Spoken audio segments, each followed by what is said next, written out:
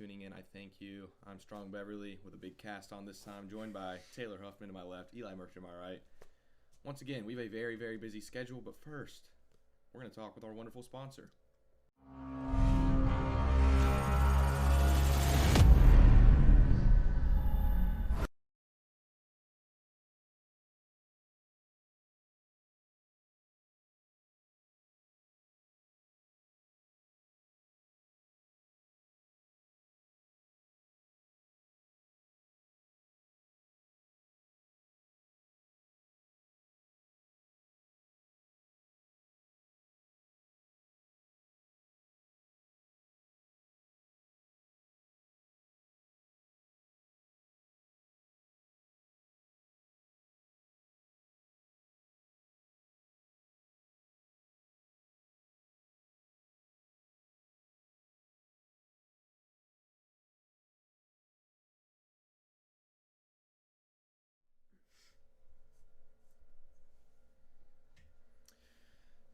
Another busy week, boys. Another loss for my Cowboys. Another cast put on my left arm. Cowboys got smoked. You know? Yeah. Absolutely smoked. Absolutely They smoked. looked horrible. Absolutely smoked without. They did look like crap. Absolutely They looked smoked terrible. without our top two receivers, all-pro left tackle, two edge rushers, starting cornerback, and starting defensive But tackle. if you're a good team, If you you're a scrape good it team, out. you have depth. like the Green Bay Packers against the Arizona Cardinals. Did Green Bay win this week? No, but I'm not worried about it. Exactly. They didn't win this week. All right, let's flip conferences. We have a lot to talk about, and those two teams coming up. But we're going to talk about the AFC for a minute, all right? So it's been a very shaky start. The Tennessee Titans were 8-2 heading into the week, and then they lost at home to the Houston Texans by 2 scores. I don't know what happened there. Are they still the front runners? Who is the front runner in the AFC? Question we're all dying to know right now. I mean, it's just a mess. I honestly have no clue, but I'd say looking at it right now, I mean, obviously the front runner in standings is the Titans. It's the Titans that's front runner in the standings right now. But you can't convince me that the Titans are the best team in the AFC right now. So I think, honestly, despite all odds, I've got the Chiefs. The Chiefs are the best team in the AFC. Man. I told y'all this. I told y'all this would come a few weeks ago. I told y'all this day would come. I mean, the Chiefs have won 4 straight. I told y'all this would happen, and y'all thought it wouldn't. But also, I think the front runner might be Bill Belichick and the Patriots All right, too, which is surprising. That's crazy. So I predicted a Chiefs-Patriots AFC championship before the season started.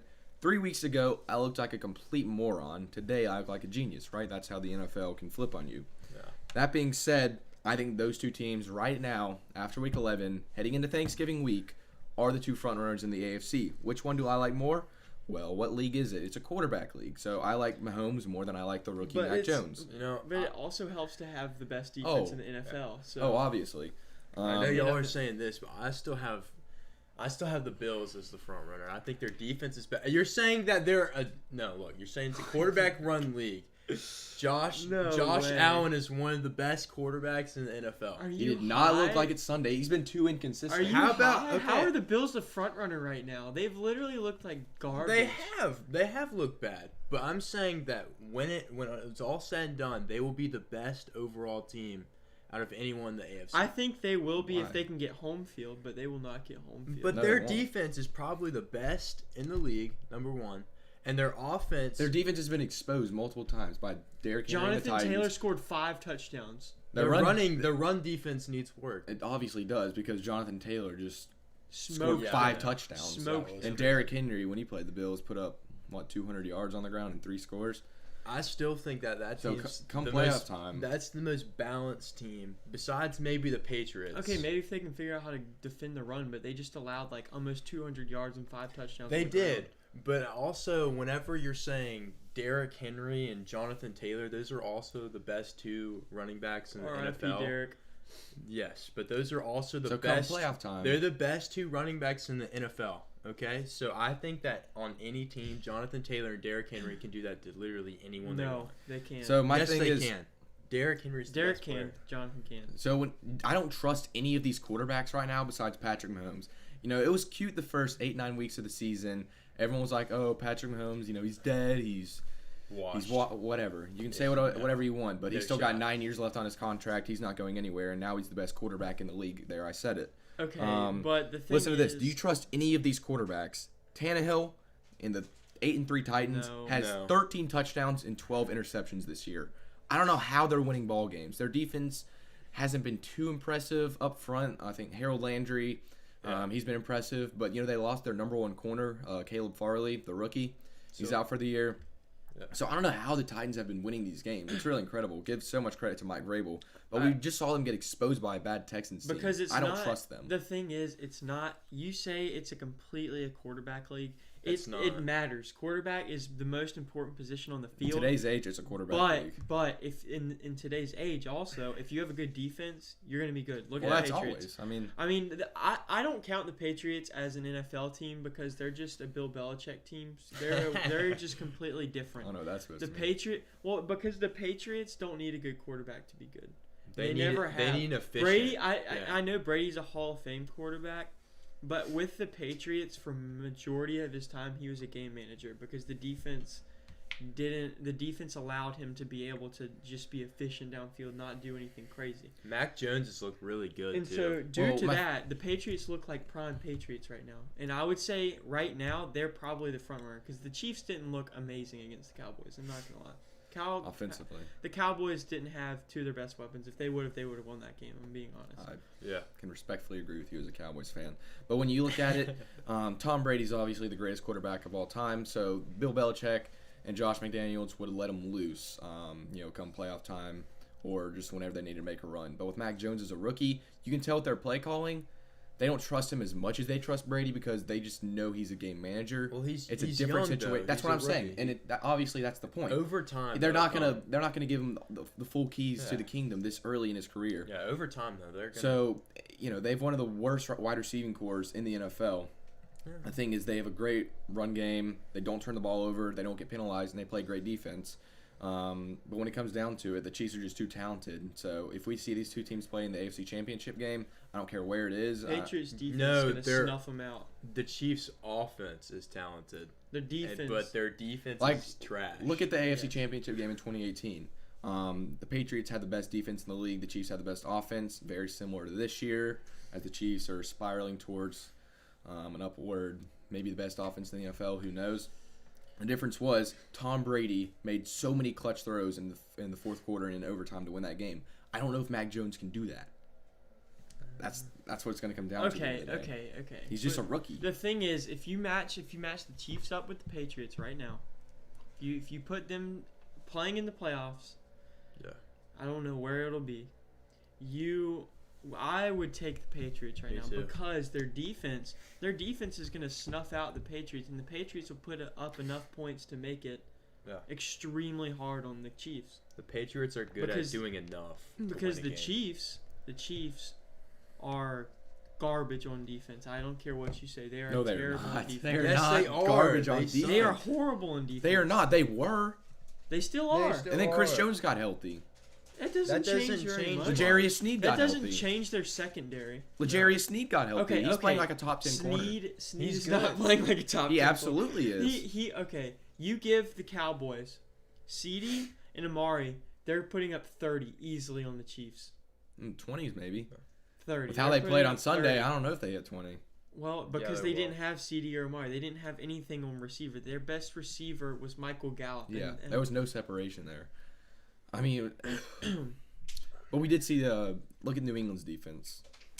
Dallas dropped 35 on them. Yeah. They've shown weakness. Now look at their defense. The top offenses. Now look at their defense. They lead the NFL in turnover margin. Okay. They have had multiple interceptions or fumble recoveries in the past 5 weeks, I'm pretty sure. They're a turnover team. They force turnovers and they don't allow you to move the ball downfield. And their edge rushers are good too. Like Matthew Judon's so good. They run heavy blitzes. They lock down on the edge. Yeah, they can play man to man. They are nasty on defense. And what wins championships? Defense. Defense wins championships. Not necessarily in 2021. Well, if you have a good defense, it'll win you a championship. Yeah. Because there's not many good defenses anymore. That's true. Well, let's be honest. The Dolphins have the best defense in the NFL at this moment. okay. Went We'll out see and, about that. in the playoffs. Dolphins, yeah, they're winning out. So So let's talk about the offensive side of the ball here. One man that has gone wild this year. That is Jonathan Taylor of the Indianapolis Colts. yes, Yep. it is. Running back hasn't won the MVP since 2012. Adrian Peterson. Could this be the year? It's very shaky in terms of quarterback play. We don't know he who stays the true healthy. front runner is. The thing Is is, Jonathan Taylor the front runner for I MVP? think there is a chance he is the front. Well, right now he is. And as of Caesar Sportsbook has Jonathan Taylor leading in odds for MVP right now. Wow. So, but it's also because he scored 5 touchdowns this week. He That was a crazy game. He played like a freaking quarterback. But, I think if he keeps it up this rate, he's definitely the MVP. But the thing is, he's already ran for 1,100 yards. Can he keep it up though? Do you think He's he ran can? for 1,100 yards, has 13 touchdowns. 13 touchdowns. 13? Oh 13. my god. That's pretty good. You know how many weeks in the season there are? Currently? How many? He played 11. He scored 13. Derrick Henry had touchdowns. 10 through like 7 weeks. Yeah, but Derrick So, Henry's gone. I couldn't imagine to see that race between those two if he was healthy. I mean, I'm just saying he's on track for 2K. Yeah, for whatever reason, the Heisman and MVP this year in college and NFL, there's just no true front runner in either of them. So this could be the year a running back wins it, but do I think he will? No. Just going off tradition, quarterbacks have won it the past 9 seasons, or 10 or something, because Aaron Rodgers last year. I don't know the exact number, but it's a quarterback award, right? Because the quarterback might not be the best player on the field at all times, but it's the most important position, which is why they are most valuable. And especially in today's age, running backs are less valuable than they've ever been. That being said, I think Jonathan Taylor would have to put up some absurd stats to win MVP, and I don't know if he's it's doing gonna it, though. happen. He's on He's pace. doing it. He's on pace for 2K and 23 touchdowns. Yeah, That's what about he's on Adrian pace for. Peterson right there. That's MVP. If now. he puts up 2K and 23 touchdowns, he's winning and that MVP. could happen. He That- will win MVP if You know, he puts up 2K and Dak was 23. probably the front runner heading into last week. We saw him throw 2 interceptions, no touchdowns. Brady had a bad week against Washington, which took him out of the real top tier of the MVP race. Kyler's been hurt, so that's going to really deter his chances. Matthew Matthew Stafford's been struggling, so it is wide open. It lines up. He has the best odds right now as of It is lining up, but as of today. we'll have to play out a couple more weeks. All right, I want to talk some Seahawks here. A team that I thought was going to rebound and make the playoffs But when they're Russell Wilson trash. came back. No. Boy, oh boy, have I been wrong to this point. So I want to talk about something. Russell Wilson was rumored to possibly leave Seattle last offseason, not happy with the management, the offensive line. Will Russell Wilson leave Seattle after this 2021 season? I don't think so. I think he's a Seahawk for life. Yeah, he definitely is. I think they're struggling right now, but I think they're going to invest a lot in the offseason and in the draft on their defense and giving Russ and that a better offensive line is horrible. Yeah. They're going to invest a lot in the offseason is what I'm predicting. I don't think Russ, I can't see Russ playing anywhere else in the NFL. Yeah, he's played there for 9 years. Why would he leave? There's no way he leaves towards not the end of his career, but like towards the end of his prime. Like he's not gonna leave them because he's been there his whole career. He's won Super Bowl with them. No. I don't think Russ is gonna leave. I don't think he's that type of. He's not guy. a ring chaser. He's not All Cam Newton. No. I'm going to disagree with y'all. Hear me out. Sources close to Seattle say that their offense has become very, very predictable in their play calling. They've gone through 3 play callers in the last 2 years. They are running through offensive coordinators because their offense is becoming outdated, right? Russell Wilson has always had a subpar offensive line, and now he doesn't have the escapability he had in his young days to be able to improvise. He's been the most sacked quarterback since 2012. He doesn't have a good defense. They don't have a first-round draft pick next year. Their management and draft picking has been horrible over the past few years. I don't think Russell Wilson is happy with how the way this front office has handled his situation, and I could very, very easily see him not being a Seattle Seahawks Where next do year. you see him going? Like possibly. I don't know. Somewhere with a decent offensive line or above average offensive line because that's always what he's wanted. Like he's what never team- I had could one. see him teams do going you to the think? football team maybe. Washington? Yeah, I could see him maybe going to Washington. I mean, but the thing is, I don't think he leaves Seattle. Even though they're struggling right now, every year in the past before this, just about, They have been a playoff team. They have been a Super Bowl contender. They've never had a losing season under Russell Wilson. Exactly. Until this year. Well, this year, I don't attribute it because he was out for 5 weeks, right? I mean, what he was saying last year after a 12-4 season about possibly leaving Seattle, and now they're 3-7 this year, and they don't have a first-round draft pick next year. He never said that though. That was rumors. Russ never out of his mouth said that I'm leaving Seattle. No. Oh, there were multiple reports. Listen, things in the NFL don't get out unless the person that's speaking them wants them to get out. That's just how the business works. He was very unhappy with his management and offensive line. Zeke wanted out. Yeah, that's not true. No, they didn't. They never said he wanted out. He was just saying he wanted a new contract and he wasn't going to play until he got that contract. Well, maybe Russ. It's a different situation. Russ has all the money he needs, but he's a pure winner. He's never had a losing season, and he doesn't know if he can win with this team. Right? Subpar offensive line, subpar defense, no first round draft pick next year, and he's the most sacked quarterback since 2012. I could very easily see him leaving Seattle after this year. I feel like that he wouldn't leave Pete Carroll. He's just been with him for so long. Imagine he goes to some team like the Browns. You think Brady would leave Belichick? Like imagine if he goes to like the Browns or like the Titans. Great offensive line. Great defense. If he does leave, I think there's three possibilities. I think he goes to the Browns. I think he goes to the Titans, or he goes to the football team. I think those are the 3 teams that I could see him going to, but I don't see him leaving Seattle. He's just been there for too long. Or Pittsburgh. Yeah.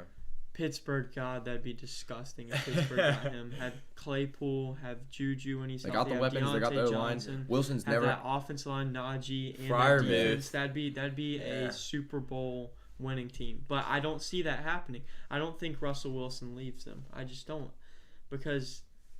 Can you really see Russ in anything other than a Seahawks jersey? Could you 2 years ago see Brady? Could you even just have it in the back of your mind that he wouldn't be a Patriot? Yes. Yeah, because he was pissed off with Bill Belichick. He hated Bill Belichick. They only won 6 rings together. He doesn't. Russ doesn't Bill Belichick's. Yeah, Russ doesn't hate Pete Carroll. He loves Pete Carroll.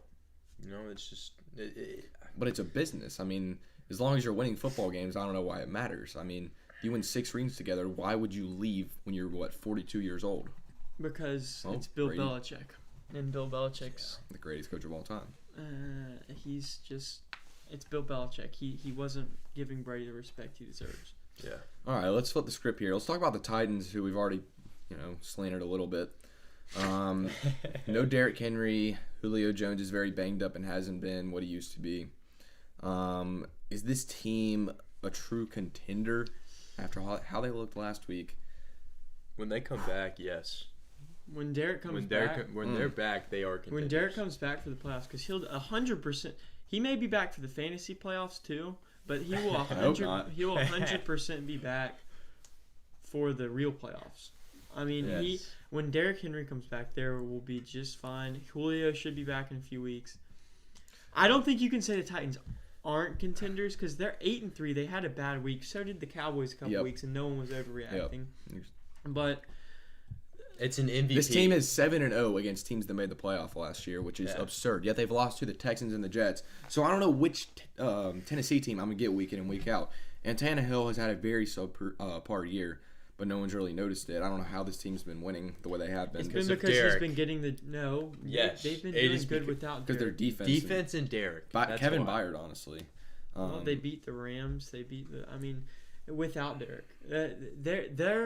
I think they haven't really done anything to say they aren't a contender. Sure, they lost this week. They've shown they can beat the Chiefs. They've shown they can beat the Bills. They can beat these top tier teams. Okay, but look at the circumstance.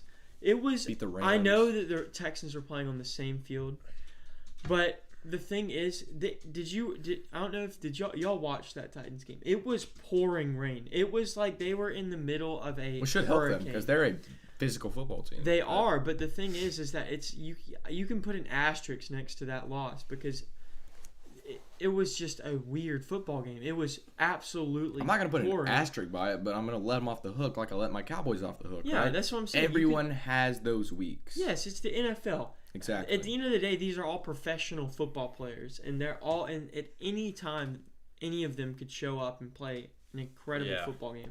So you can't, off of one loss, say they aren't a contender after they were. I think in both me and Strong's, Eli had the Bucks at number 1 last week. No, I number 1 in our power rankings. I had them at 2. I had Tennessee too. Yeah, you had Tennessee too. So let's go to this week's power rankings now. A lot has shaked up. Some upsets happened over the week. I'll go first, all right? Number 1, I have the Arizona Cardinals. They're the only 9-win team in the league. They are 9-2. Like many teams, everyone has a bad game. They had a terrible week, not this past week, but the one before against Carolina where they got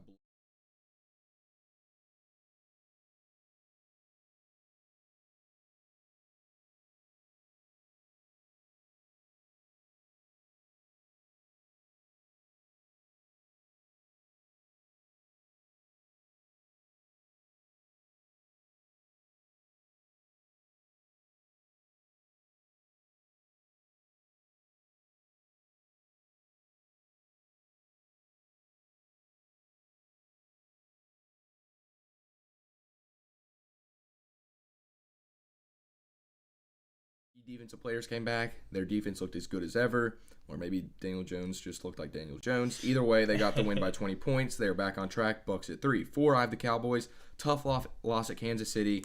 But here's some of the starters that they didn't have.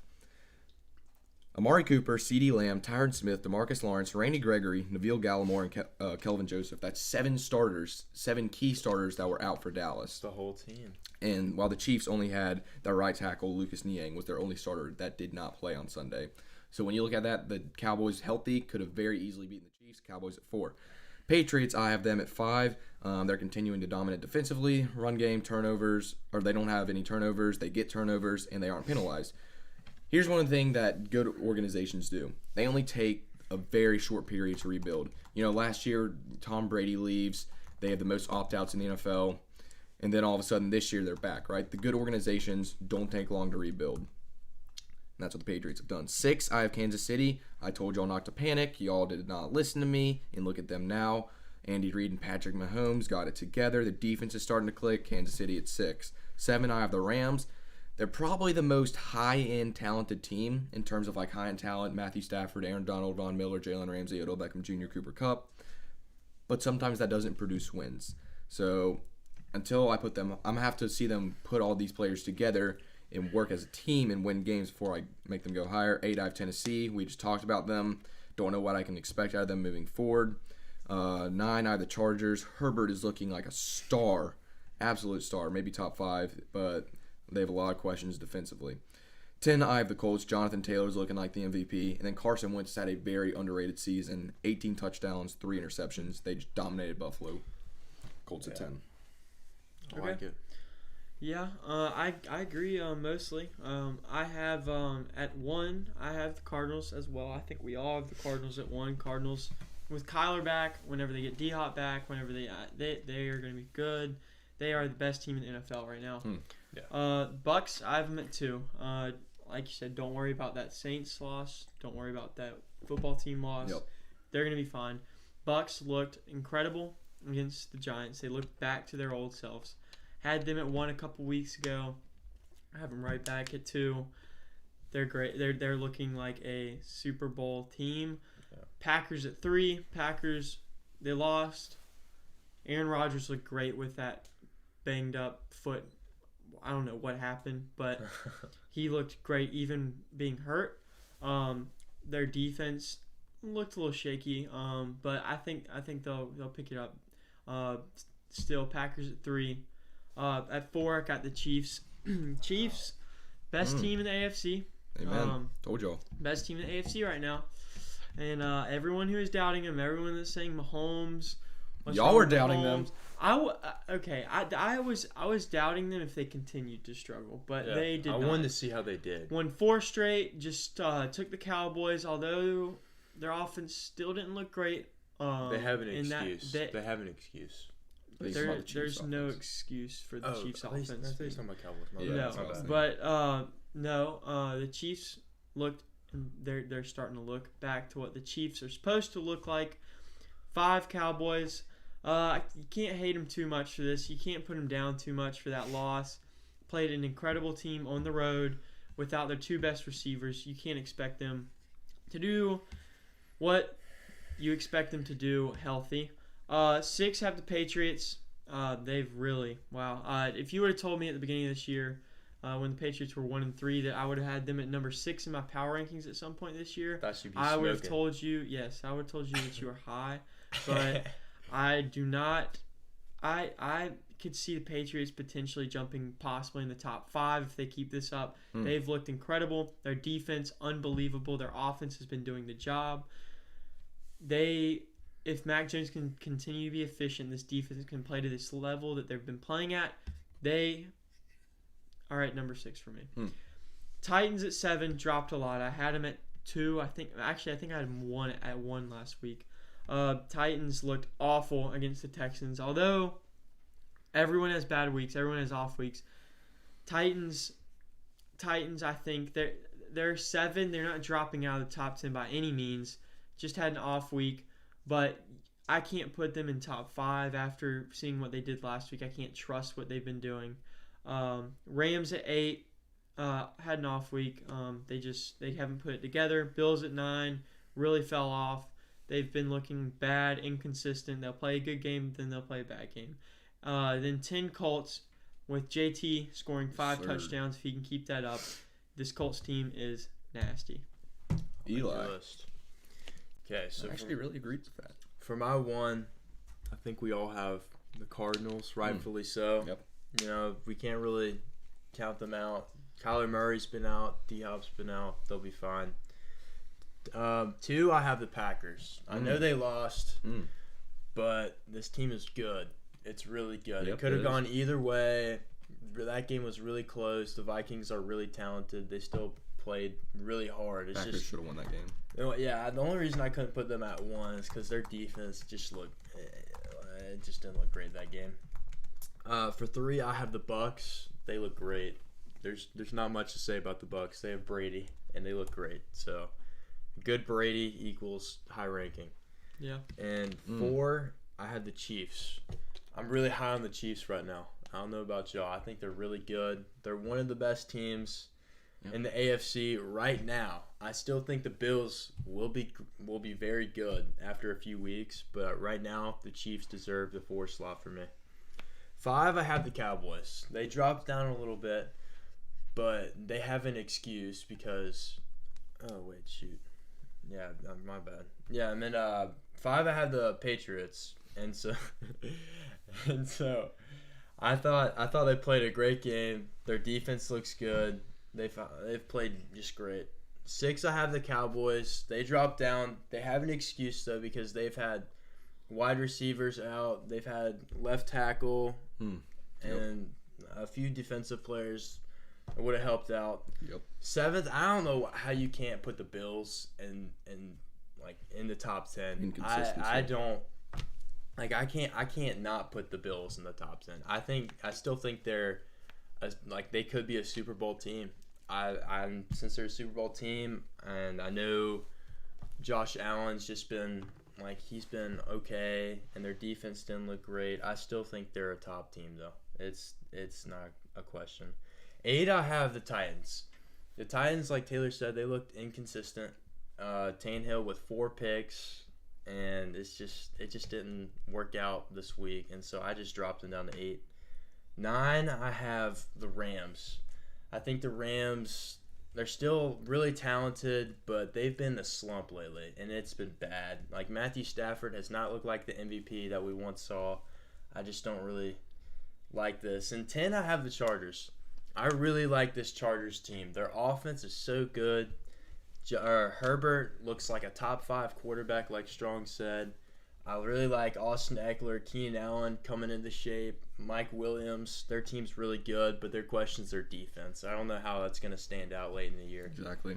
And so that's my top 10. All right, so one thing we can use for excuses for all these teams that are, quote-unquote struggling, like the Bills, the Rams, Cowboys sometimes, inconsistency, right? Inconsistency has been one of the things that has been used for pretty much every team. No one has been perfect this year. This is a year that it's really up for grabs for at least 10 teams this year. Yeah. But when you look at the Bills are one of these teams that have been the most inconsistent team. I don't know which Buffalo team I'm going to get. That's why I don't have them in my top 10.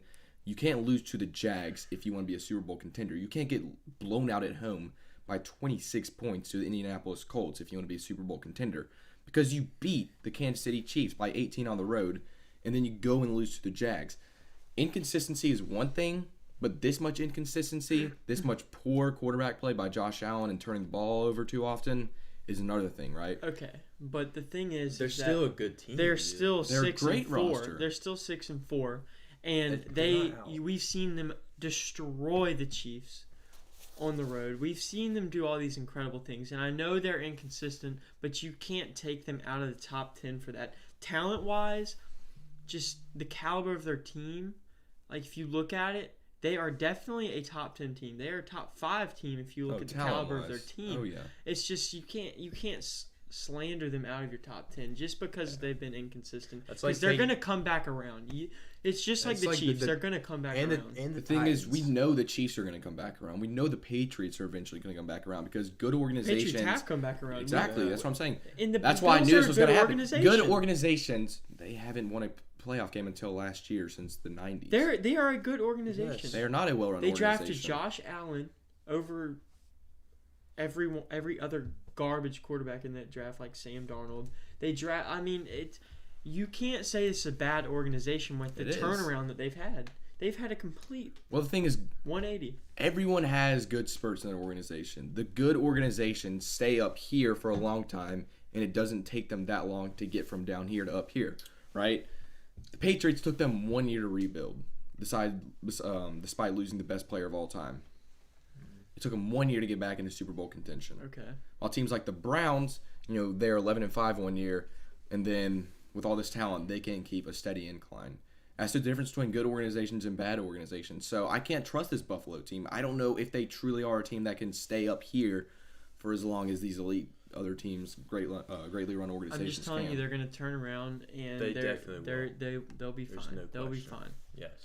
It'll be interesting to see. It's the Bills. They're just too good to not be fine. All right, let's flip the script here. Let's talk about the NBA. Yes. Golden State is 15-2. No Klay Thompson, no James Wiseman. Wow. Scary. But the Phoenix Suns are on a 13-game winning streak. I think they are. Let's rephrase this. Which team is the biggest threat to Golden State in the West? And I guess I just gave my answer. It's the Phoenix Suns. Oh, it's the Suns. And absolutely. There's no doubt it's the Suns. Yeah. We saw them make a deep finals run last year because of their roster depth. And this is really the most balanced team in the NBA when you look at it. They have 6 players that are averaging double figures in terms of scoring, and Mikal Bridges is their leader in minutes per game with 33.3. So they should be a very healthy team come playoff time. Chris Very Paul doesn't deep have team. much on his shoulders. Devin Booker doesn't have much on his shoulders. They're a team that is well-rounded, very deep. They can shoot. They can play big. They can do everything you want them to do. This Suns team is, like I said, very well balanced. And when I look at it, they're 14-3 now. They're contenders, man. They're really good. Yeah, they're not going to have to load manage anybody because no one's playing up here. Like Kevin Durant has to play the top of his game. He has to score 40 for the Nets to win sometimes. You won't see that with the Phoenix Suns. Well, and also with the Suns, you have to think people have been saying Chris Paul is having a bad year. Chris Paul is averaging 11 assists. And that's exactly what he's there for. He's not there to score on a dime. He doesn't need to score. Yeah. He's there to dish it to everyone else, and that's exactly what he's there doing to be his job. A facilitator, and Yes. he's been doing it. He's been doing his job. They've won 13 straight. They're the hottest team in the NBA right now. Yes. When I look at the Suns, I like to think of the Georgia Bulldogs football team, and it sounds insane, but What? here's what I mean. Nobody's putting up insane stats for the Suns. Devin Booker's putting up like 20 points per game, and we know that if they asked him to, he could be averaging 35 points per game if they gave him the minutes and the weight on his shoulders. But they don't have to. Like Zamir White for Georgia, he's one of the best backs in the NCAA. But they have 3 other great backs, so he doesn't have to get all the carries. That's why Georgia has no stat leaders, essentially. Like, the top rushers in NCAA, none of them are Georgia. Top passers, obviously, none of them are Georgia.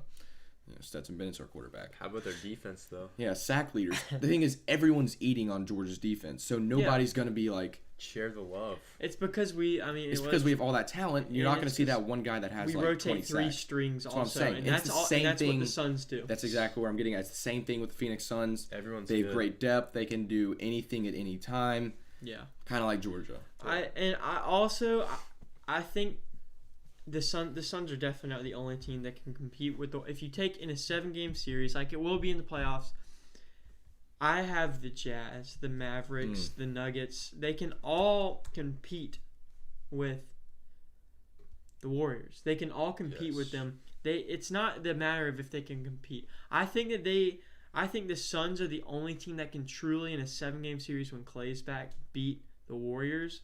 How they're looking right now. But I could see the Jazz easily. I could see the Jazz taking them to 7. I could see. Jazz is really I could good. see the Mavericks potentially. I don't like their depth. But Luka carries, man. I mean, Luka can carry it. My thing is, like, right now, Steph Curry's sometimes having to put up 40 points for them to win in dramatic fashion, which is great. Klay. And the thing is, when Klay comes back, Curry's minutes will go down a little bit. And Curry's his points been per doing that game his will go down whole year. a little bit. But the Phoenix Suns, when Chris Paul and Devin Booker are only averaging around 30 to 32 minutes per game, they're only shooting like 10 to 12 shots a game. Chris Paul doesn't have to do anything but just dish it to his teammates. Yeah. They're well rested. He gets carried. And come playoff time, when these guys have to step up, they're going to be more than ready. Yeah, and I think you could say the same thing for the Jazz. I think the Jazz with Donovan Mitchell, with Rudy Gobert. They have Bogey, Jordan right? Clarkson too. They have Bogan, right? Yeah. They have Jordan Clarkson too, bro. He's off the bench. The Jazz, I think, can also hang with the Warriors, but to a lesser extent. I think the Suns and Warriors series would be a toss-up who would win. Yeah. While the Jazz, they can do it, they can beat them, but it would take them playing to their highest level. Yeah. Mm-hmm. But let's talk about a team that is one of the hotter teams in the hotter topics in the NBA. I want to call them a hot team right now. The Wizards. Oh, can the Wizards? That's big. Are the Wizards contenders? No. After taking 1 of 2 with the Heat, I don't they think took 1 of 2. We can't count them out yet, Strong. I think they deserve to be considered.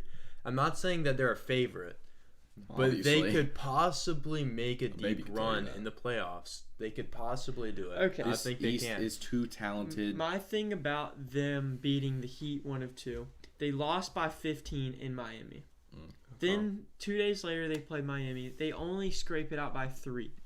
Okay, and it was because of a couple missed 3-pointers later in the game from the Heat. I don't think the Heat didn't have Bam that night. I don't think you can say that the Wizards are contenders yet. But if they keep the pace they're keeping, they are contenders. They're not the best contender, but they are. They're a long shot. Yeah, they're a long shot. Yeah, they're like. Yes, they're contenders if they keep it up. Which that's a big asterisk. Can they keep it up? I don't think they can. All the guys that I got from that trade for Russell Westbrook have really been stepping up. Montrezl Harrell's averaging 17.5 points per game. He's really good. Kuzma's been playing pretty standard, pretty great for his standard. 13.5 points per game. Kentavious Caldwell. KCP's averaging 10. So they have 5 guys in double figures on average in terms of scoring. Bradley Beal's only averaging 23 points per game with 36.3 minutes. Which is a little less than his standard. So, he doesn't have to do as much now because that's good. That's good because they're a deeper team. Yeah. They're a playoff team. Yes. But when I look at it, is Bradley Beal gonna be the guy that can take this roster to an Eastern Conference Finals? I don't think so. No, I mean, I think that you give this Wizards team a couple years. Give them a couple years because they got a haul for Westbrook. They did. They got a haul for Westbrook. They got a lot of draft capital. They absolutely won that trade. They got a lot of draft capital. They dumped off a lot of salary. They have enough salary in this upcoming offseason to sign a big money, big name player. You add a big name player and some solid young rookies or players. Yeah, I think that coming up, this Wizards team's going to be dirty. But this year they're not a contender. This year they can't hang with the Heat in a series. No Bucks, no Nets. They can't hang with the Bucks. They can't hang with the Nets. Healthy Sixers. Oh, wow. They just I don't see the Wizards contending this year, but in the future they definitely can. Oh, yeah, for sure. There's some big free agents up this year too. John Wall, James Harden. John Wall's not coming back. James Harden just signed a deal. Oh, did he? Yes. Yeah, but. The thing that didn't work with Russell Westbrook and Bradley Beal was saying they need another superstar. One, their chemistry wasn't the best. That's why it was a one-and-done deal. But second, they had no depth, and that's what they have now. They traded away Russell Westbrook for a haul of picks, KCP, Montrezl Harrell, Kyle Kuzma. So they are a deeper team than they were last year. So if they can add that second piece to their team with all this depth, that's what the Phoenix Suns are, right? That's how you build The Wizards are a top 10 point guard away from being the Phoenix Suns. Yeah. Yes. But do you think that they'll be able to add someone? Do you think someone will be Yes, attracted? they're going to be able to add someone. You think they'll be attracted to I them if feel they like get people- a top 4 seed in the East? It's a this huge year. market. The Washington Wizards are a huge market. They're in DC. They have, they're obviously, and that's why they're a big market. They have a substantial amount of cap space for next year. Sure. They got depth. This is a very attractive team next year, especially if they can win a playoff series this year. People are going to look at this as one of the teams that's going to be up and coming.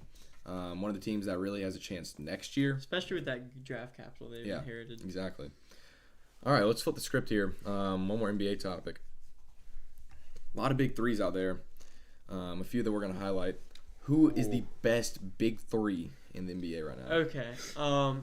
The thing is, if we're talking about, I think if we're talking about in a long-term perspective, It's the Bucks. the Bucks. Yes. I think you give it a month. You give it a month, and the Bucks are probably the best big three. Yep. But if we're talking about right now, the Miami Heat have the best big three in basketball, and honestly, in my opinion, it's not debatable for right now. For this season. Not this season, just Yes. for at the moment right now. So this point in this At season. this point in the season, it is definitely the Miami Heat, and I think it could definitely continue to be the Miami Heat. You have Jimmy Butler, who right now is either first or second in MVP odds, averaging 25 points, 6 rebounds, 5 assists. You have Tyler Hero, who is the sixth man, averaging 22, 6 rebounds, 4 assists. Wow. You have Bam averaging 20, 11 rebounds. Jimmy also averaging. How many blocks is Bam averaging? Bam's averaging a block a game. Okay. Jimmy's averaging 2 steals a game. That is the best big three in the East currently. They have played out of their minds. Then we're talking about team wise. You add in Duncan Robinson, who is shooting out of his mind as always. Kyle Lowry, who is the team assist leader, averaging 8 assists a game. Okay. This is maybe the best. I think this is the best team. PJ Tucker will in defense. And Victor Oladipo will be coming back too. Exactly. Right now, this is the best team in the East. And it's the best big three in basketball right now. At this point there's in not the season, many big threes. You may be right statistically, but I don't think that matters. It's obviously the Milwaukee Bucks, and it will be in the long run. It will be this season. We're forgetting. Giannis is averaging 27 points per game, 12 rebounds, and he actually leads his team with 6 assists, which is the scary thing to his game. He's assisting the ball too, which can be good for him, but not good for the Bucks. Drew Holiday hasn't had a great start to the season, averaging 13.4 points per game. Lockdown defender. Rebounds don't really matter, only 4 because he's a point guard, and 5.6 assists. 5.6 assists, which is below caliber for his standard. But, looking to the playoffs last year, look at the way that he dished the ball. Drew Holiday was a very clutch performer last year. Holiday He's going to step up. Underperformed though. Exactly. If that's gonna be the best big three, he's got to step it up. They're not the best big three right now. And Chris Middleton, right 17 and 7. He had a He's good been doing year his last thing. year. Right. He had a good year last year. He had a great playoffs. He's been playing great since he was in New Orleans. But the thing is, he didn't have a Giannis. He didn't have another key piece. Okay, but he has a Giannis, and he's been himself. playing like terrible this year. For the first part of the season, who cares? They still have a winning record. They're going to be a top 3 seed in the East. As of right now, the Heat have the best big three. Yes, they definitely have the As best of big right three. now. At this point in the season, statistically, you may be right. Do I think that matters? No. Yes, it does. It does. Because there's such thing as momentum. There's such thing as momentum, and And it's an 82-game season, so And we know that they're not gonna fall off because it's the Miami Heat, and they've done this before. Pat Riley, Like, Eric Spoelstra, they had a coaching. They've Okay, done they had a this. finals appearance 2 years ago. Even and last year they really fell off. Even if what do you Drew mean they've Holiday- consistently done it? You can't say that. Yeah, because they've won 4 titles in the past 15 years. That's why. Okay, now they've completely rebuilt since then. It's a completely new roster. It is, and we made it to the finals 2 years ago. Yeah, With a worse roster than we have right now. Yeah. And the thing is Yeah. that if they keep it up, Right. even if Drew Holiday picks it up, it's still the best big three. It's still the best big three, even if Drew Holiday picks it up. If the Heat keep it up. I mean, I can. 3 players averaging above 20, one of them averaging above 10 assists or 10 rebounds. You can say that's going to stick for the whole season. I mean, the Bucks have had a slow start, but I don't think it really matters because they know they're going to get their groove eventually. because they just won the championship, right? Giannis is But miles ahead of any Heat player. As of right now. As of right now, I don't care about right now. Have the best big three. It's still young in the best season. big three. Yeah, but right now, we're asking right now who's the best big three. Right now, okay. Yeah. On the stat sheet, if we're talking statistics, my opinion doesn't matter. It's the Heat. Yes. In the long run, it will be the Bucks. In the That's long what run, we're saying. Talent-wise, right now it's the Bucks. Okay. It could maybe be the Bucks if Drew Holiday picks it up. But Drew it will be. Holiday's Look at the team bad. that's won a championship. He's played 30 minutes and averaged 13 points. I mean, the Bucks swept the Heat last year. I mean, okay, they will not sweep them this year. No, they're not. I have the Heat favored in that series this year. I would not. Absolutely not. I think I may have the Bucks favored, but you can't count off the Heat, bro. Well, I mean, the Heat are so good, dude. You can't count off the Heat. That defense is ridiculous. So are the Bucks. I mean, the Bucks have 6 players, just like the Suns, that are averaging in double figures. No, this is a deep team. Grayson Allen's been stepping up. Doesn't mean anything, no. So it doesn't really have to be a big three necessarily for the Bucks. I mean, they're deeper than they were last year. They have guys stepping up that weren't stepping up last year. Miami Heat probably have the deepest roster in the NBA. When Vic gets back, they have Suns. They have no. It is the Heat. Phoenix. It is the Heat. And defensive wise, you would never ever want to play the Heat ever. Ever. You have Jimmy. You have PJ Tucker Bam, being you a have pest. PJ Tucker. You have Kyle Lowry. That team defensively is just the most annoying. lethal. Yeah, it's the most annoying team to play against. Yes, I mean I think right now the Heat definitely have the best big three, and I think they could definitely keep it up. And this one at the end of the season could be the best big three in basketball. I still think the Bucks will have a bounce back though. No, I think they definitely will. They definitely will. I would never count out a championship. And at the end of the day, I don't even think it's necessarily about big threes. I mean, because the Heat, well, you have Tyler Hero in your big three. They still have Kyle Lowry, Victor coming back. They're a very deep team as well as the Bucks. Those could be very well the best 2 teams in the East. So when it comes down to it, this isn't really me picking sides, even though I have the Bucks. They're both 2 very deep teams. They both have guys stepping up, like Tyler Hero, like Grayson Allen, that didn't step up last year for their respective teams. So, I mean, we've seen that it's not a big three. It's not about your big three because this isn't the old Miami Heat with Chris Bosh. The Lakers have talent-wise. You put all those players in their prime. Obviously, they have the best big three. But the Lakers are 9 and 10, and they look awful. So it's not about the big three. It's about chemistry. It's about everything else. But it's like look at the Los Angeles Rams. But let's talking about struggling teams. How about Michigan State? Switch to college football. How about Michigan State? Yikes. Okay, I have a little story to tell here. Okay. So, me and my dad, we were in Virginia, and my dad and I we were deciding on picking on a parlay because sports gambling's legal in Virginia. So we were deciding on a parlay, pick 5-team parlay, 4 of the 5 win.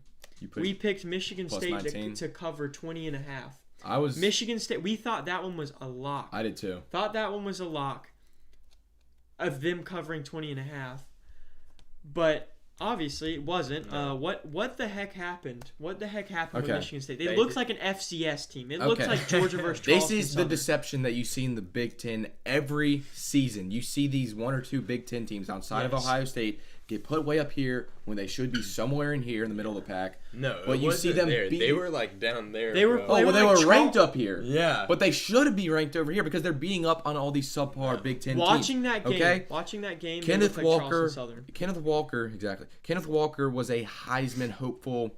He'll still probably be a Heisman candidate. He was held to 25 rushing yards in the game versus Ohio State. 25. Jeez. 25. While C.J. Stroud was 32 of 35 for Ohio State, 432 yards, 6 touchdowns. That's in the first half. That is absurd. That's essentially all in the first half. And I'm not ready to pass the torch for them being the clear second best team in the country beside Georgia. Because Bryce Young had a day himself too. Their defense looked awful, though. They're definitely right now. They're the second best team in the country, and you can't say that they're not. Alabama played a close game with Arkansas. This Michigan Ohio State team just absolutely destroyed. Michigan's. I would take Arkansas over Michigan State. I'd take Arkansas over Michigan. No, I think Michigan State would be. People think these Big Ten teams are legit, They're not. But like it's so inconsistent. Look at Penn State. They were the 4th ranked team in the nation, and then 2 weeks later they were unranked. You know, Michigan State, they were the 3rd ranked team in the nation, and then what are they now? After last night, they're somewhere in the teens probably. Yeah. Iowa, they were the 12. 2nd ranked team in the country, and then now they're like in the 20s or unranked. So all these teams that are ranked up here, you can't say they're really up here because you got to let the season play out. And look at it now: Penn State, Iowa, Wisconsin, all these teams that were highly ranked are now down here. It's the trickle effect, right? But So I'm not really my final takeaway. The only thing I can really say out of this is that Ohio State will make the playoff. They're the only legit team in the Big Ten. Yeah. Hammer, and I mean absolutely hammer Ohio State minus 8.5 in Ann Arbor.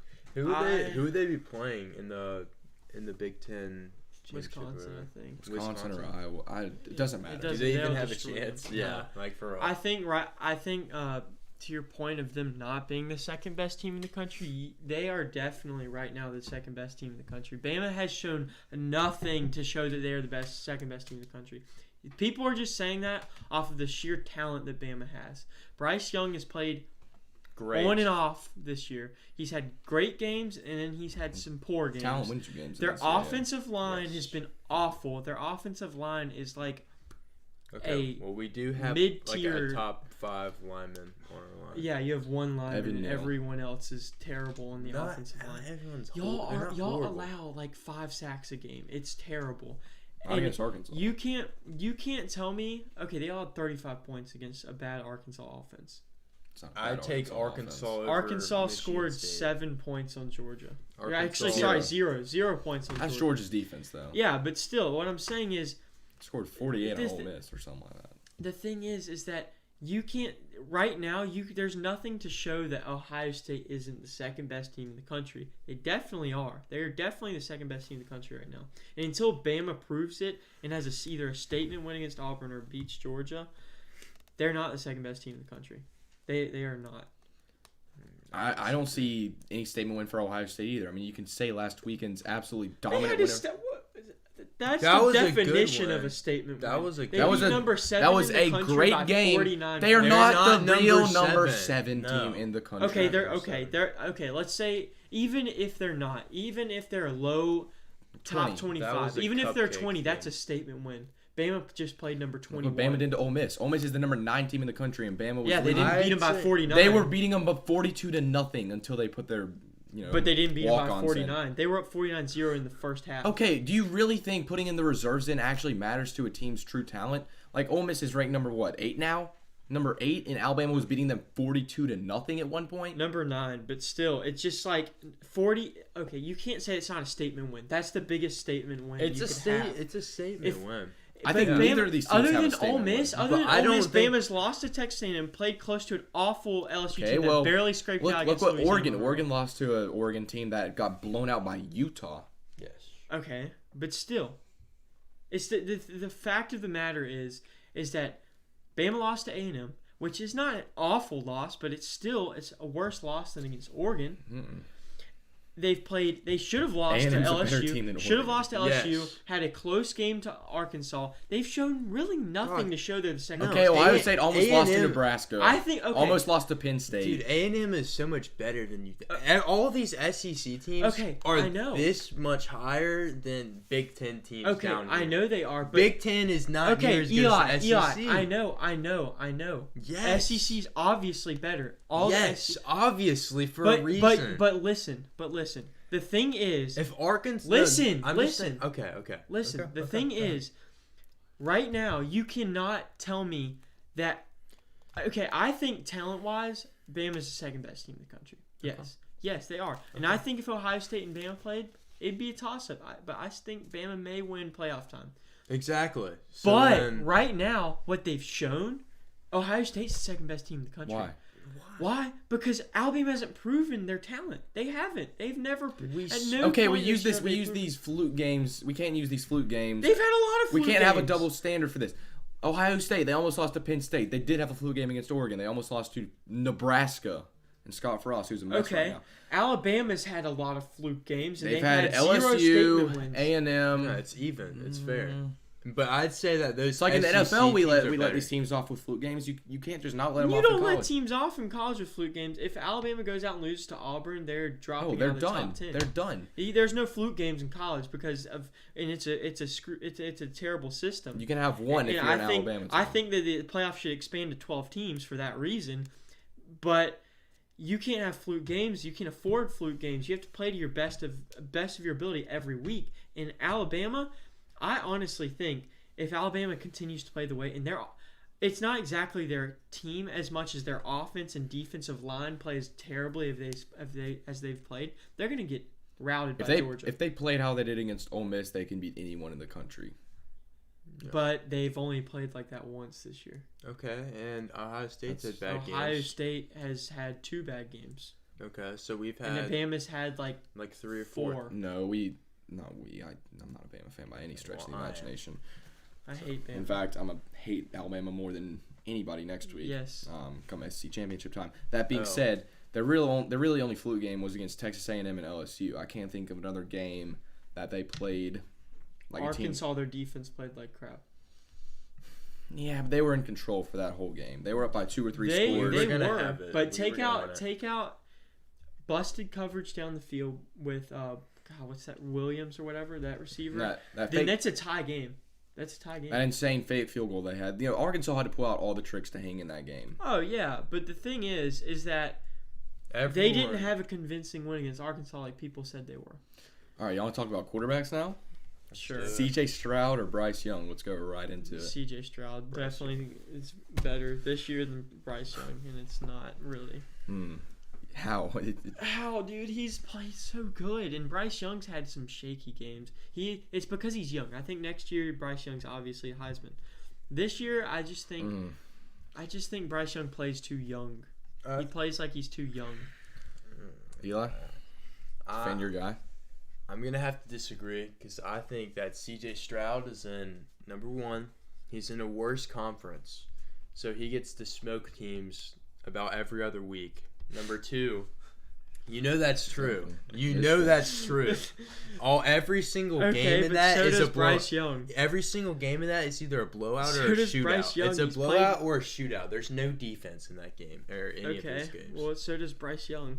He gets to play cupcakes all the time. No. Plays Miami, Mercer, Southern Miss. He's played Tennessee, awful defense. Tennessee, Mexico State, LSU. is Look not at this. horrible. How in the Tennessee's not world horrible. would you think that C.J. Stroud is a better quarterback this season than Bryce Young? C.J. Stroud has 36 touchdowns, 5 interceptions. Bryce Young, 38 touchdowns, only 3 interceptions. So more efficient. Obviously, Bryce Young has 2 more touchdowns, 2 less interceptions. And look at the weapon comparison. C.J. Stroud has 3 future first-round receivers. Chris Olave, Garrett Wilson, and Jackson Smith and Jigba. And then Trayvon Henderson as his running back. Bryce Young has Jamison Williams, who's been a pretty solid he's been good. fit for them this year. He transferred from Ohio State. Yeah, and then John Mechew's had a so-so year. That being said, Ohio State's weapons are, I won't say a mile ahead of Alabama's, but they are substantially better at wide receiver than Alabama. And Bryce Young has still been more efficient. You look at the eye test, and C.J. Stroud is better than Bryce Young. He is. Bryce Young doesn't look. The reason he has all this like inflated stat sheet is because they don't bench him after the first half when they're up 52-7 or however. Yes, they do. Yeah, they do. Any team does that. Yes, they do. They play him in the third quarter. And he gets these buff stats. He threw for like 450 yards against Mercer or something, and like, it's just like if you watch Bryce Young. Nick Saban's smarter than that. That's not true. Watch Bryce Young. I'm just saying you watch Bryce Young when against we LSU, go up on. You watch C.J. Stroud against Nebraska. I don't know. C.J. Stroud still looks better. When we go up on Mercer, Bryce Young's more we mobile. run the ball the rest of the game, so he doesn't get any more stats anyway. So like in those kind of games, if you're up by 50 points, you just try to get out there you just try to get out of the game without any injuries. All we do is run the ball. Yeah, it's just you bench your starters, you put in your walk-ons, and you don't get injuries. That's Alabama's goal in those games, and that's anybody's goal in those games. That's what Ohio State's goal was against Michigan State last week. That being said, just look at the eye test. Okay, Bryce Young is more mobile. He has a bigger arm. Accuracy is pretty close. Yeah. but he's better stats with less weapons. Bryce Young against better defenses too. Yeah. Matter of fact, I don't see how you don't say Bryce Young is a better quarterback. But who's going to win the Heisman? Bryce Young. C.J. Stroud's going to win the Heisman. Jordan Davis. Jordan Davis is going to win the Heisman. He deserves to win Got the his Heisman. touchdown. Jordan Davis got his touchdown. Amen. All right, let's talk about some scenarios now with the College Football Committee playoffs. They're released last night. Does Cincinnati, do they clinch a spot in the playoffs if they win out? Is there any scenario that they don't? Yes, they clinch it. I mean, there's no question. Okay. Playoffs is Georgia, Cincinnati if they win out, Big Ten, Ohio State or Michigan? Ohio State or Michigan, basically. And then if Bama loses, I think you give the edge to, I think Notre Dame will probably go. If Bama loses, Notre Dame or Oklahoma State, one of them is going to get in over Bama. They will not put a 2-loss non-conference champion in. You can't, obviously you can't put Notre Dame over If Bama Cincinnati. wins, obviously Bama's in, and there's no debate. It's Georgia, Bama, Cincinnati, and Michigan or Ohio State. Okay, let me give you a scenario, though. Okay, let's say Georgia and Bama play SEC championship, okay? Okay.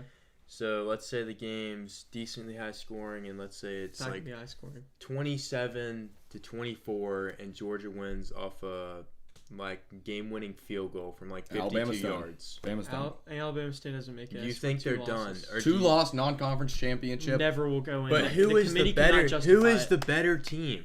It doesn't matter. Cincinnati? Georgia has been a better team than Oklahoma the past 3 years, yet Oklahoma's gotten in and gotten demolished. Like that's just how That's how it works. How it works. I'd pick a 2-loss. You would, but the Bama committee team.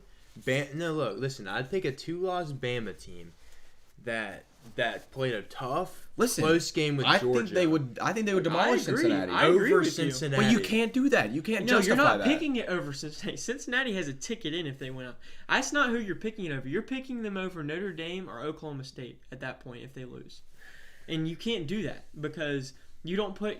They will never put unless absolute sheer chaos happens. If Notre Dame loses and Oklahoma State loses, you don't put a 2-loss non-conference champion in the playoff. They or will not do like that. Michigan beats Ohio State and then loses in the Big Ten championship, so no Big Ten teams in. Yeah, that's the only scenario. That's the only scenario where Bama gets in if they lose to Georgia, which I think if they lose to Georgia, there's almost no path for them. Yeah, the only scenario that Alright, don't we'll make it is if Alabama beats Georgia, Georgia and Bama are a lock. Cincinnati loses. That's the only way. Ohio State, they're a lock. And then if Oklahoma or Oklahoma State looks extremely impressive. It won't be Oklahoma. In the It'll be Oklahoma State. in the rivalry Not game Oklahoma, or in the Big not. 12 championship, if one of them just dominates and looks like a playoff team, which no Big 12 team does right now, then they could possibly leapfrog Cincinnati, but the odds of that happening are slim to none. Look, what happens? I think what's going to Cincinnati's happen? in. What's going to happen? Oklahoma State. I think Oklahoma State. They're going to beat Oklahoma. I think they beat Oklahoma. I think it's fair to say. I think, and then they play Baylor, and if they beat Baylor pretty convincing, if they win either of those games pretty convincingly, and Bama loses, they're going to go in. Or if they play two you tight think games, Oklahoma State would go in? I think Oklahoma Over State who? would go in over Bama.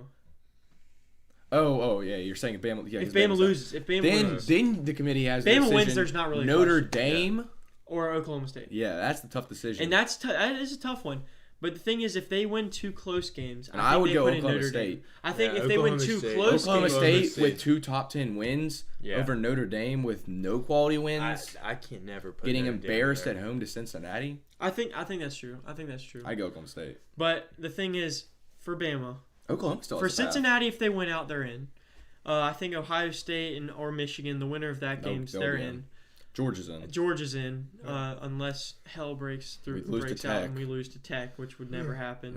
No. Because Kirby's gonna No, run that Georgia score Tech, up. man, they've got a pretty good offense. I heard. They lost 55-0 to Notre Dame. Don't think that's happening. So those three are in just about. No, Georgia. And Georgia could lose. The to thing Georgia is, Tech. if Bama Georgia wins, loses to Georgia Tech, I will put a big Georgia Tech sticker here with our Carolina Panthers sticker. yes, we will do that because if Georgia loses to Georgia Tech, then yes, I'm done with life. if Bama wins, they're in. Then that's the playoff. Pretty simple. But if Bama loses, it's going to be between. Bama will not make it. This thing could be very complicated. I think it's definitely possible. It's not possible for them to put a 2-loss Bama team. No, in. they won't. The only never scenario have. is if no Big Ten team makes it. They've done this to Georgia for years. No Big 12 team wins out. I think it's possible. They've done this to Georgia for years. Is what I'm saying. Yeah. Georgia has lost close games in the SEC championship. To LSU and Bama. Two they straight put years. Oklahoma in over us. Even though we're the better team. Even though we're the better team, obviously. But Oklahoma goes and gets routed by whoever's number one. And then they're like, oh, well, we should put Georgia in. But they don't put like him when in. Georgia's 4 and well, maybe they learn from Georgia. No, they won't. And they'll like 2 straight years Georgia was 4. Because the thing is, if Bama goes in as a 2-loss non-conference champion, there will be so many people that will be so mad, and they don't want to make those people so mad for no reason because they don't have to. Bama has to win. It's that simple. Bama has to win out, or else they're not in. It's that simple. Even if they beat Auburn and beat Georgia, or even if y'all lose to Auburn and beat Georgia, I still don't think y'all make the playoffs. if we do that, we'll be in. Yes. If y'all lose to Auburn and beat Georgia, Georgia, if we beat Georgia, the number 1 team, yes. If you lose to Auburn and beat Georgia, you'll be out of the top 10 if you lose to Auburn. No, we won't. They dropped to 5 Auburn's when losing not to ranked. A&M. That's 2 losses. They dropped at from the 1 to time 5 when ranked losing to team. A&M because the committee, again, like I've said this a million times, they look at talent and resume when putting rankings into place. So when Bama's this talented of a team, when they lost to Texas A&M, they only dropped 4 spots because they know that they're still one of the most talented. If they lose to Auburn, they're dropping to at least low top 10. But Probably. then we beat Georgia. If y'all lose to Auburn, and y'all will probably not beat Georgia. Yeah. They'll hang up the cleats. If you lose to Auburn, they'll hang up the cleats. We're talking about if that happens. No, I still don't think y'all go in with 2 losses. No, you don't. If we beat Georgia, yes. No. Y'all have to kill us. Y'all have to kill us. Look. Y'all have to kill us. We are talking about the team that everyone says is the clear favorite to win everything. And if we beat them, yes, we are a top with team. 2 losses. We are a top team. He has a point. I see what he's saying. It's like we're a top team. If they show they can beat the number 1 team in the nation, but yes, but that hypothetical is just so irrational. Like hypothetically, if y'all lose to Auburn and beat Georgia, y'all have to beat Georgia convincingly for the commit. I think y'all should go in if y'all beat Georgia. Oh, because absolutely. that is monumental beating Georgia this year. They will think it's monumental. But they will. The thing is, if you think of it from the committee's perspective and think of past years, 2-loss teams it's almost impossible. It's like only impossible. 1 team has ever gone in to the playoffs when losing their final week, and that was Notre Dame last year because they were undefeated. Yes, and the thing is that the committee will be like, okay, the thing is they have 2 losses, even though they beat the best team in the country. They have 2 losses. We're still putting in Oklahoma State or Notre Dame over them. That's the thing. I don't think with 1 loss. Even though we've known Georgia was more talented than Oklahoma for 2 straight years, you can't justify a 2-loss non-conference championship team making it. Exactly. All right, so I think that's going to conclude our show. But first, we want to give a thanks to our wonderful sponsor, Volta, once again. So we'd like to thank device. Take back your privacy with Volta. Everything you need in just 1 subscription. Learn more at VoltaWireless.com. That's VOLTA wireless.com. Try Volta today. All right, make sure you guys check us out on social media. We're going to be uploading this. Again, thanks for tuning into the YouTube Live if you're here right now. Go tell your friends. Go spread the word. Subscribe. Drop a like. Exactly. Do all the above. Really helps out the channel if y'all do that. Do all the above. Have a happy Thanksgiving. Spend time with your family and friends. Eat a lot. We'll be back. We'll see y'all next week. We'll see y'all. After a Cowboys win. And a Dolphins win. And a Lions win. And a Georgia win.